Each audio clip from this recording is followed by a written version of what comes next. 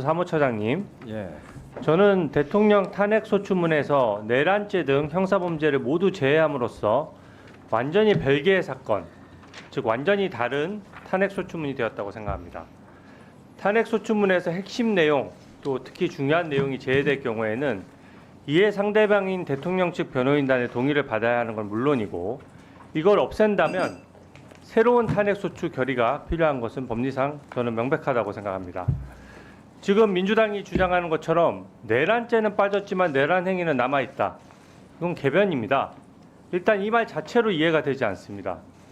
내란죄는 법 조문에 따라서 국헌을 물랑케 할 목적이 있는지 여부를 판단하기 위해서 사건에 이르게 된 동기, 경과, 실행행위, 결과 등을 다 종합적으로 판단해야 하고 그 과정에서 당사자의 반대 신분권 등도 충분히 보장돼야 하는 것입니다.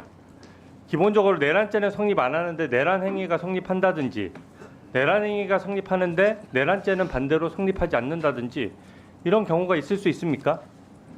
그리고 내란죄가 성립하는지 또 그것이 탄핵 사유가 되는지 따져보자는데 왜 이걸 권한도 없는 탄핵소추 대리인단에서 빼는 것입니까? 저는 그 탄핵소추 대리인단의 김진환 변호사가 그 의도를 적나라하게 보여주는 말을 했습니다. 내란죄는 증거조사를 엄격히 해서 소송기간이 길어지면 국가적 위기도 길어진다. 이렇게 설명했어요. 근데 이 말은 무슨 얘기냐면 내란죄 관련해서는 엄격한 증거조사를 하다 보면 헌법재판이 길어질 수 있기 때문에 이걸 빨리 해야 된다는 뜻으로 읽히거든요. 즉 탄핵재판의 스케줄을 임의로 앞당기기 위해서 당사자가 다툴 권리를 박탈하는 측면이 있는 겁니다. 탄핵은 기본적으로 법령에 중대한 위반이 있을 때 이걸 따지는 절차입니다. 법에는 여러 가지 규정이 있어서 단순히 지키지 않더라도 권유하는 수준이 훈시 규정도 있고 강행 규정이라고 하더라도 효력을 부정하거나 과태료 같은 경미한 위반 사안을 다루는 법도 있습니다.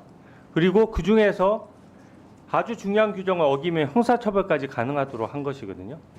근데 형사처벌이 가능한 범죄를 저질렀다라고 해서 버젓이 탄핵소추문에 결의를 올려서 탄핵소추를 해놓고 이제 와서 처벌 규정이 없는 다른 법 규정만 판단한다면 이것은 최초 탄핵소추할 때 판단 요소가 완전히 달라진 것입니다.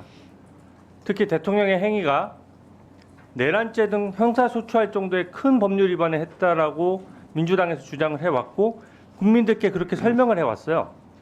한 달 내내 내란죄 관련된 얘기만 들어왔습니다. 모든 것에 대한 내란죄 관련된 주장들이 난무했는데 이제 와서 뺀다는 것은 설득력을 갖기 힘들다고 생각합니다. 더군다나 저는 좀 우려하는 것이 헌법재판소에서 문재인 대통령이 임명했던 재판관 두 분의 임기가 4월 18일이면 지나갑니다. 근데 재판 일정이 재판관의 임기에 맞출 수는 없는 것이죠. 근데 지금 보면은 어떻게든 탄핵소추문의 법적 쟁점을 줄이려고 하는 것처럼 보여지는 부분들이 있습니다. 그렇기 때문에 공정성을 잃고 재량 범위를 벗어났다는 지적을 하는 것이거든요. 일종의 탄핵소송은 일부 이 내란죄를 빼는 건 일종의 탄핵소송의 일부를 취하하는 것이기 때문에 이해 상대방과 소를 제기한 측인 국회가 동의해야 되는 것이 정말 당연하다고 생각합니다. 그리고 제일 큰 문제는 헌법재판소와 이게 탄핵소추 대리인단 간에 사전 교감이 있었다는 정황이 있다는 겁니다. 일단 민주당 입장에서 탄핵소추 대상이 될 내용 중에 내란죄는 제일 큰 부분이거든요. 일단 재판부의 권유나 교감 없이 혼자서 갑자기 이렇게 했다는 것이 이상합니다. 탄핵 사유의 거의 80%가 날아갔다는 것이 지금 대통령 변호인단의 주장인데 핵심 부분이 저는 몇 퍼센트인지 말할 수는 없어도 핵심 부분이 달라진 건 저는 확실하다고 생각하거든요. 제가 그 2차 변론기 내용을 한번 살펴봤습니다. 이게 당시 녹음 녹화가 됐던 부분이죠. 근데 그때 그 재판관께서 헌법재판관이 지난 준비기일에 형법 위반 주장과 관련해서 헌법 위반으로 재구성하기로 했느냐 이렇게 질문을 하니까 국회 변호인단에서 어떻게 답변을 했냐면 재판부께서 그 유형적 사실관계로서 정리를 해주신 것으로 이해했다. 그리고 또 중요한 말을 했어요. 헌법재판이 형법 위반 여부에 매몰되는 것을 방지하기 위해서 헌법 위반만 다루겠다. 이 말은 뭐냐면 형법 위반 사건을 다루다 보면 재판이 늦어지니까 헌법 부분만 다루겠다는 뜻이거든요. 근데 그 빨간색 글씨에서 보다시피 그 탄핵 소추를 담당했던 이 경험 많은 변호사가 그것이 재판부께서 저희에게 권유하신 바라고 생각하고 있습니다.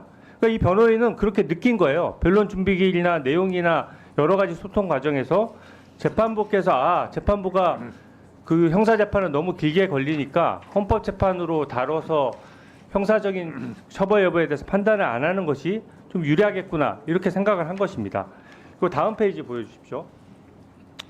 이걸 보면 지금 이 탄핵소추 대리인단의 말이 있은 이후에 바로 헌법재판관이 정리를 합니다.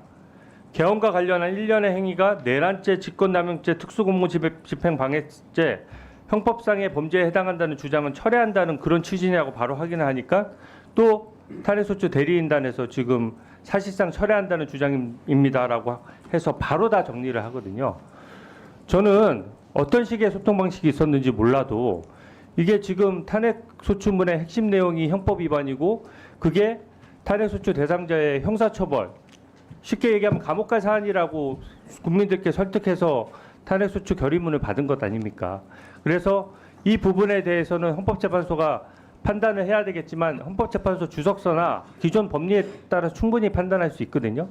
그래서 이 부분에 대해서는 확실하게 그 입장을 밝혀주시기 바랍니다. 이 부분에 대해서 특히 탄핵소추에 대해서는 국회가 새로 결의를 해야 된다고 저는 보여지는데 어떻게 생각하십니까? 지금 그 의원님께서 잘 아시다시피 지금 이루어진 보여주신 것은 공개된 그 준비기일에서 다 오고 간 내용들이고요. 그리고 그 심판이 공정하게 이루어져야 된다는 원론적인 말씀은 당연히 드리고요. 그리고 지금 이제 말씀하신 부분에 대한 최종적인 결론은 재판부에서 물론 할 것이기 때문에 이제 그 부분은 좀 지켜봐 주실 것을 당부드리고 싶고요. 그리고 그 청구인 측하고 재판부의 권유에 따라서 이제 청구인이 저런 것을 하였다는 그런 주장은 그것은 절대로 사실이 아니기 때문에 그 점에 대해서는 그 의심을 좀 거두어 주시기 바랍니다. 예. 그리고 저것은 이제 그 청구인들이 주장을 어떻게 얘기하는 것은 청구인이 하는 것 아니겠습니까? 그래서 그 말이 나오는 과정에서 나온 걸로 알고 있고요. 그리고 방금 그 의원님께서 말씀하신 그러한 모든 주장은 피청구인 측에서도 그 개진하고 있는 것으로 알고 있습니다. 그리고 이 문제가 상당히 논란이 되고 있고, 그리고 지금 말씀하신 부분이 심리에 굉장히 주요한 부분으로 지금 다루어지고 있거든요. 그래서 그 부분에 대해서는 최종적인 판단이 재판부에서 나올 때까지 좀 지켜봐 주시기 바랍니다.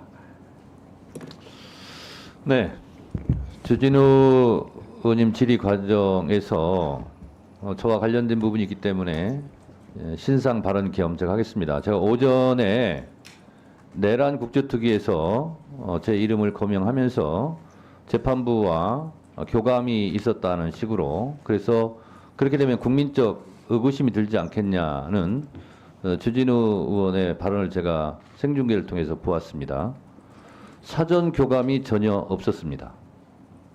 그리고 헌법재판소 재판관들 어느 누구하고도 제가 만나거나 전화 통화를 한 사실이 없습니다. 그런데 왜 저런 발언을 할까? 나름대로 제가 추측해 보건대